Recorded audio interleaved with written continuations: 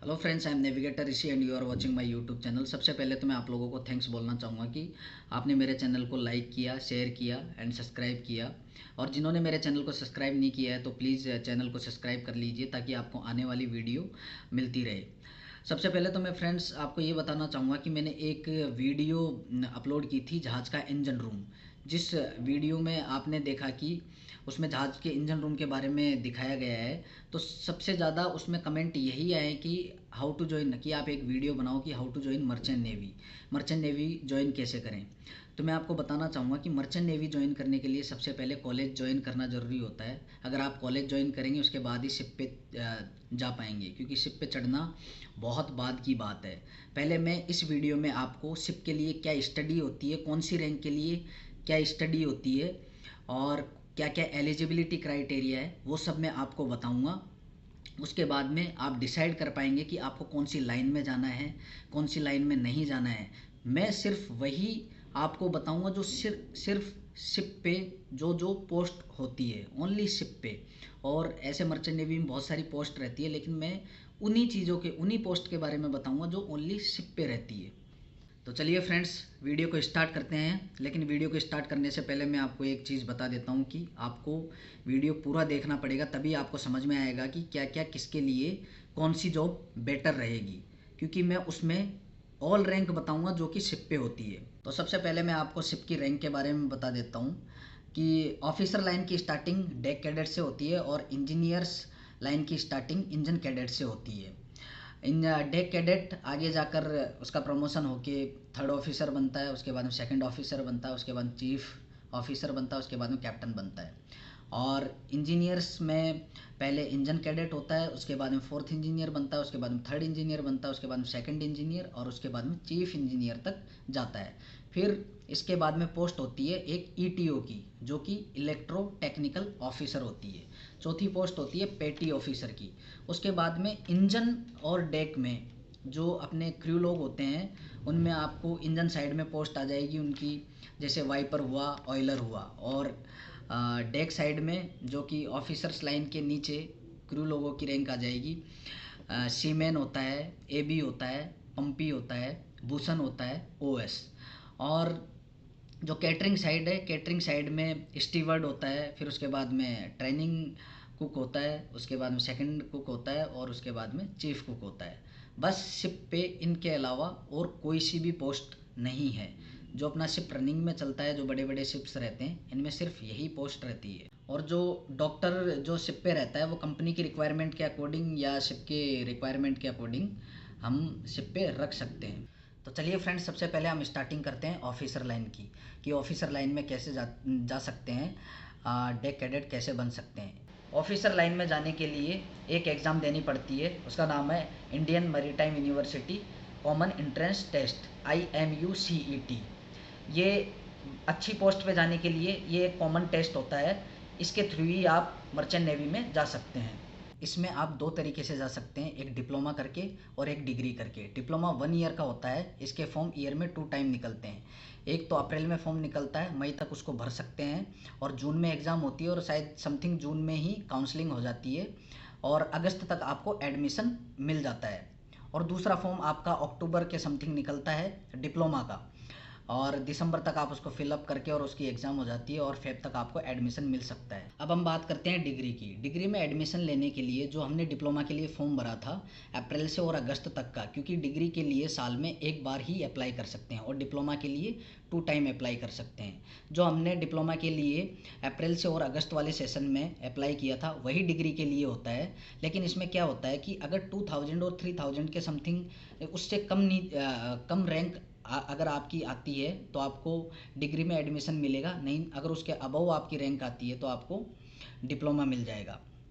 Degree and diploma का जो difference है मैं आपको बाद में नेक्स्ट वीडियो में बताऊंगा। इसके पहले हम क्राइटेरिया जान लेते हैं कि इसके लिए कौन कौन सी एलिजिबिलिटी क्राइटेरिया होता है। सबसे पहले आपके पास फिजिक्स, केमिस्ट्री, मैथ्स होना चाहिए। इंग्लिश में 10th एंड 12th में आपको 50% मार्क्स होना चाहिए और PCM में 60% मार्क्स होना चाहिए और आपकी एज 18 to 25 ईयर्स होनी चाहिए। कलर ब्लाइंड नहीं होना चाहिए और फिजिकली डिसेबल नहीं होना चाहिए। आपकी आई 6/6 होनी चाहिए। हाइट आपको 157 सेंटीमीटर होनी चाहिए और वेट जो 48 केजी मिनिमम आपको होना चाहिए। और एसटी और एससी की बात की जाए तो इसमें आपको 5 ईयर रिलैक्सेशन मिलेगा अपर एज लिमिट में।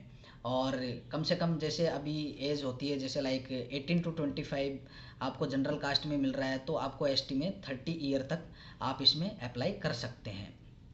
और फी स्ट्रक्चर की बात की जाए तो गवर्नमेंट कॉलेज में 2.5 लाख से 3 लाख तक आपको फीस देनी पड़ेगी, और प्राइवेट कॉलेज में 4 to 6 लाख। ये मैं डिप्लोमा की बात कर रहा हूँ। लेकिन अगर डिग्री की बात की जाए तो डिग्री में आपको सेम फ़ी देना पड़ेगा प्राइवेट एंड गवर्नमेंट कॉलेज में। जैसे 2.5 से 3 लाख रुपए के समथिंग बीएससी नॉटिकल साइंस अगर आप कर रहे हैं तो 2.5 से 3 लाख रुपए आप को फीस गवर्नमेंट कॉलेज में होगी और प्राइवेट में भी वही होगी। लेकिन अगर डिप्लोमा अगर आप कर रहे हैं तो डिप्लोमा गवर्नमेंट कॉलेज में 2.5 से 3 लाख उसकी फ़ीस रहेगी, और प्राइवेट कॉलेज की फ़ीस आपको 4 to 6 लाख रहेगी। बस यही एलिजिबिलिटी क्राइटेरिया है और यही रिक्वायरमेंट है ऑफिसर, डायरेक्ट ऑफिसर बनने की। तो चलिए फ्रेंड्स, अब हम बात करते हैं इंजीनियरिंग लाइन की। इंजीनियरिंग लाइन में जाने के लिए 3 प्रोसेस है, आप 3 तरीके से इसमें जा सकते हैं। फर्स्ट प्रोसेस है, अगर आपने प्राइवेट कॉलेज से, गवर्नमेंट कॉलेज से, अपने होम टाउन से या बाहर से कहीं से भी आपने मैकेनिकल इंजीनियर से बीई या बीटेक कर रखा हो, तो आपको क्या करना पड़ेगा। इसके लिए आपको एक 1 ईयर का कोर्स करना पड़ेगा जिसको हम बोलते हैं GME, ग्रेजुएट मरीन इंजीनियरिंग, जो कि मरीन इंजीनियरिंग में होता है। आपको 4 साल की डिग्री करने के बाद शिप पे जाने के लिए 1 साल का कोर्स करना पड़ेगा जिसको हम ग्रेजुएट मरीन इंजीनियरिंग बोलते हैं। उसके बाद में आप शिप पे जा सकते हैं, और वो जो कॉलेज है एटलीस्ट AICTE और UGC से अप्रूव्ड होना चाहिए। अब इसका सेकंड प्रोसेस क्या है। अगर आपने इलेक्ट्रिकल, मैकेनिकल और इलेक्ट्रॉनिक्स में अगर डिप्लोमा कर रखा है तो आपको डायरेक्ट मरीन इंजीनियरिंग में सेकंड ईयर में एडमिशन मिलेगा, और आपको सेकंड, थर्ड और फोर्थ ईयर मरीन इंजीनियरिंग में करने पड़ेंगे। अब थर्ड प्रोसेस इसका क्या है, अगर आपने PCM से 12th पास कर रखी है तो आप IMU CET का एग्ज़ाम देकर कॉलेज में जा सकते हैं।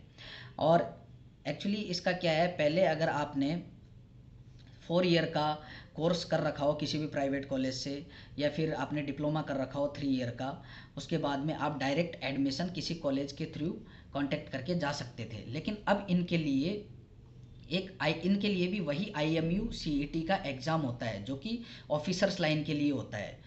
तो चाहे आप ऑफिसर लाइन में एडमिशन ले रहे हो या फिर इंजीनियरिंग लाइन में एडमिशन ले रहे हो, आपको IMU CET का एग्ज़ाम तो देना ही पड़ेगा। उसके बिना आप अब कॉलेज में एडमिशन नहीं ले सकते। अब इनके लिए एलिजिबिलिटी क्राइटेरिया क्या क्या होते हैं। 10th एंड 12th में वही इंग्लिश में 50% मार्क्स होने चाहिए। 12th पास PCM में 60% होना चाहिए। अगर आपने BE और बीटेक कर रखा है तो फाइनल ईयर में कम से कम 50% मार्क्स होने चाहिए। और जिसने BE और बीटेक कर रखा है उसके लिए मैक्सिमम 28 ईयर एज लिमिट है। और जिसने डिप्लोमा कर रखा है उसमें 60% मार्क्स होने चाहिए। और इसमें एज लिमिट, जिसने डिप्लोमा कर रखा है 17 से 25 ईयर उसकी एज लिमिट है। आई साइड +2.5 तक टॉलरेंस एक्सेप्टेबल है, कलर ब्लाइंड नहीं होना चाहिए। अब हम बात करते हैं फीस स्ट्रक्चर की। अगर हमने ऑलरेडी मैकेनिकल इंजीनियरिंग कर रखी है 4 ईयर की, और उसके बाद में आपको 1 ईयर का जो कोर्स करना पड़ेगा GME का, उसमें आपको कम से कम 3 to 5 लाख फ़ी लगेगी। अगर आपने ऑलरेडी 3 ईयर का डिप्लोमा कर रखा है, उसके बाद में आप जब सेकेंड ईयर में एडमिशन लेते हो तो उसमें आपको 2.5 से 3 लाख रुपए फ़ी लगेगी। और आप 12th PCM के बाद में अगर इसमें करने जा रहे हो 4 ईयर का जो कोर्स होता है डिग्री का मैकेनिकल इंजीनियरिंग का, उसमें भी 2.5 से 3 लाख रुपए फीस लगेगी। फ्रेंड्स, मैंने इंजीनियरिंग लाइन और ऑफिसर्स लाइन के बारे में आपको बता दिया है। अब हम बात करते हैं ETO की, जिसे हम इलेक्ट्रिकल ऑफिसर बोलते हैं। इसकी फुल फॉर्म होती है इलेक्ट्रो टेक्निकल ऑफिसर। अगर आपने इलेक्ट्रिकल इंजीनियरिंग कर रखी है, इलेक्ट्रॉनिक्स इंजीनियरिंग कर रखी है, या फिर इलेक्ट्रिकल एंड इलेक्ट्रॉनिक्स कर रखा है, या फिर इलेक्ट्रॉनिक्स एंड टेलीकम्युनिकेशन या कम्युनिकेशन कर रखा है, इलेक्ट्रॉनिक्स एंड इंस्ट्रूमेंटेशन, इनमें से अगर आपके पास कोई भी डिग्री या डिप्लोमा है तो आप डायरेक्ट कंपनी या कॉलेज के बारे में पता करिए कि इसकी कब वैकेंसी निकलती है, और आप फॉर्म अप्लाई कर दीजिए। ये कॉलेज आपको 4 मंथ का कोर्स जो कि प्रीसी ट्रेनिंग कोर्स होता है वो करवाएगी। उसके बाद में आप शिप पे जा सकते हैं। अब इसके लिए एलिजिबिलिटी क्राइटेरिया क्या क्या होते हैं। अगर आपने इन सब चीज़ों में डिप्लोमा कर रखा है तो 60% मार्क्स होना ज़रूरी है।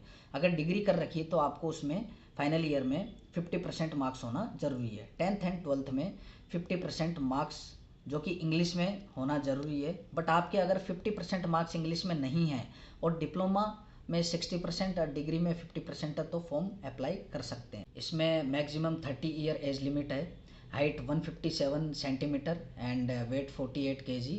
एंड फी स्ट्रक्चर की बात की जाए तो इसमें 2 से 4 लाख जो कि 4 मंथ का कोर्स होता है वो फीस लगेगी। अब हम बात करते हैं एक ऐसे कोर्स की जिसकी मिनिमम रिक्वायरमेंट 10th पास है।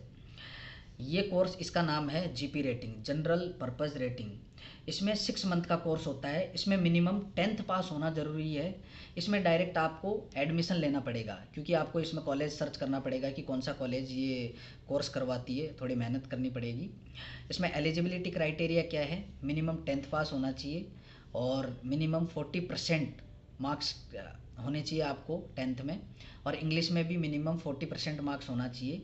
एज लिमिट है 17 to 25 ईयर्स और ST SC में वही रिलैक्सेशन है 5 ईयर का। जीपी रेटिंग करने के लिए आप डायरेक्ट कॉलेज से कांटेक्ट करके एडमिशन ले सकते हैं। कोर्स करके आप इंजन साइड भी जा सकते हैं और डेक साइड भी, जैसे मैंने आपको पोस्ट बताई थी कि जीपी रेटिंग में आप इंजन साइड भी जा सकते हैं, डेक साइड भी। इंजन साइड में कौन कौन सी पोस्ट रहती है, एक पोस्ट रहती है वाइपर की, एक होती है ऑयलर की, और इंजन डेक साइड में एक पोस्ट होती है AB, दूसरी OS, तीसरी पंपी और भूषण। अब हम बात करते हैं पेटी ऑफिसर और फिटर की। पेटी ऑफिसर बनने के लिए अगर आपने ITI कर रखा है इलेक्ट्रिकल, मैकेनिकल और इलेक्ट्रॉनिक्स से, किसी से भी, तो आपको डायरेक्ट फिटर बनने के लिए 6 मंथ का जीपी रेटिंग कोर्स करना पड़ेगा। जीपी रेटिंग और पेटी ऑफिसर के लिए क्राइटेरिया सेम है। अगर आपने 10th ही पास कर रखा है तो आपको 6 मंथ का तो कोर्स करना ही पड़ेगा। उसके साथ साथ आपको 2 मंथ का वर्कशॉप का कोर्स भी करना पड़ेगा। अगर आपने ITI कर रखी है तो आपको 6 मंथ का ओनली कोर्स करना पड़ेगा, 2 मंथ का कोर्स नहीं करना पड़ेगा। और एज, हाइट और जो भी एलिजिबिलिटी क्राइटेरिया है वो सेम जीपी रेटिंग वाले ही होंगे। अब हम बात करते हैं सैलून रेटिंग की। इसमें 6 मंथ का कोर्स होता है। इसमें CCMC का कोर्स करना पड़ता है, certificate course in maritime catering. इसमें steward, training cook, second cook, chief cook जो कि शिप पे पोस्ट होती है, मैं आपको बता चुका हूँ। इसका एलिजिबिलिटी क्राइटेरिया है 12th पास किसी भी सब्जेक्ट से होना चाहिए, ज़रूरी नहीं है कि PCM से हो, कोई सी सब्जेक्ट से आप 12th पास कर सकते हैं। और 12th में 50% मार्क्स होने चाहिए, इंग्लिश में 40% मार्क्स होने चाहिए, और एज इसमें 17 से 25 ईयर होनी चाहिए। और अगर आपने होटल मैनेजमेंट का रिकॉग्नाइज्ड यूनिवर्सिटी से 2 ईयर का कोर्स कर रखा है तो उसमें 50% मार्क्स है तो आप डायरेक्ट एडमिशन ले सकते हैं। आपको 6 मंथ का कोर्स इसमें नहीं करना पड़ेगा। तो फ्रेंड्स, ऑफिसर लाइन में जाने के लिए आपको PCM, आपके पास PCM होना ज़रूरी है और IMU-CET का एग्ज़ाम आपको देना पड़ेगा। इंजीनियरिंग लाइन के लिए भी आपको PCM होना ज़रूरी है और आपको वही IMU-CET का एग्ज़ाम देना पड़ेगा। जीपी रेटिंग कोर्स करने के लिए आपको IMU-CET का कोई भी एग्ज़ाम देने की ज़रूरत नहीं है, 10th पास होना चाहिए। और सैलून रेटिंग के लिए भी आपको IMU-CET का कोई भी एग्ज़ाम नहीं देना होता है, और उसमें आप 12th कोई से भी सब्जेक्ट से पास कर रखे हों कोई फ़र्क नहीं पड़ता। पेटी ऑफिसर में भी वही क्राइटेरिया जो कि जीपी रेटिंग में है। और इलेक्ट्रोटेक्निकल ऑफिसर के लिए मैंने आपको बता ही दिया है कि कैसे, कौन सी डिग्री चाहिए, और उसके लिए भी PCM होना ज़रूरी है अगर आप 12th पास से हो तो। इतना सब करने के बाद जब आपका कॉलेज में एडमिशन हो जाता है तो कॉलेज वाले आपको इसके साथ 4 कोर्स करवाएंगे। 4 कोर्स जो कि STCW होता है। STCW मतलब standards of training, certification and watch keeping. इसमें 4 कोर्स आते हैं। वो 4 कोर्स कौन कौन से हैं? एक तो होता है EFA, एलिमेंट्री फर्स्ट एड। दूसरा होता है PSSR, personal safety and social responsibility.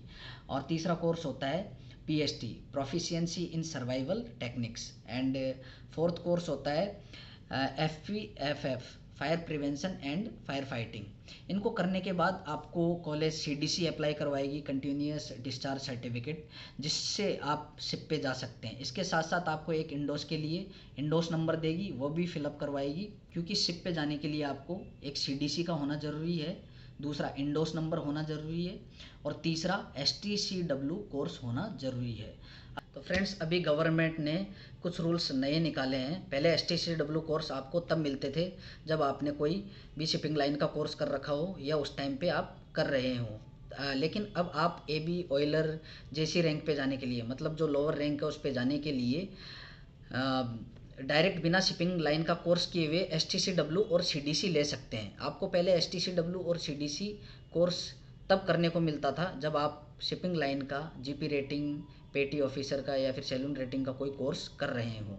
लेकिन आप अभी डायरेक्ट CDC के लिए अप्लाई कर सकते हैं, STCW करके CDC के लिए, लेकिन अभी आप डायरेक्ट STCW करके CDC के लिए और इंडोस के लिए अप्लाई कर सकते हैं। लेकिन पहले ऐसा नहीं होता था। लेकिन कंपनी अभी भी उन लोगों को मौका देती है जिनके पास 6 मंथ का कोर्स हो, उसके बाद में STCW हो, उसके बाद में CDC अप्लाई किया हो। डायरेक्ट STCW और CDC लेके आप कोई भी कंपनी जल्दी से मौका नहीं देगी। अगर कोई बहुत ही अच्छी आपकी अगर जानकारी है तो आप जा सकते हैं, नहीं तो आपको बिल्कुल भी कंपनी मौका नहीं देगी। फ्रेंड्स, मैं how to join merchant navy के ऊपर कम से कम 5 और 6 वीडियोस बनाऊंगा। फर्स्ट वीडियो तो मैंने आज बना दिया है, जो कि कॉलेज में एडमिशन लेने के लिए क्या क्या क्राइटेरिया होते हैं। सेकंड वीडियो में बनाऊंगा कौन सी कॉलेज में एडमिशन लेना सही रहेगा। थर्ड वीडियो में बनाऊंगा कि शिप पे कौन सी रैंक का कहाँ तक प्रमोशन ले सकता है। एंड फोर्थ वीडियो बनाऊंगा कि शिप पे कौन सी रैंक वाले का क्या क्या काम होता है। एंड 5 बताऊंगा कि कौन सी कंपनी सही रहती है। और 6 बताऊंगा कि शिप पे रैंक के अकॉर्डिंग सैलरी कितनी होती है। तो फ्रेंड्स, आज की वीडियो में सिर्फ इतना ही। अगर आपको वीडियो इन्फॉर्मेटिव लगी हो तो प्लीज़ लाइक करें, शेयर करें एंड कमेंट करें और सब्सक्राइब करना ना भूलें, ताकि मेरी आपको आने वाली वीडियो मिलती रहे। जय हिंद, जय भारत।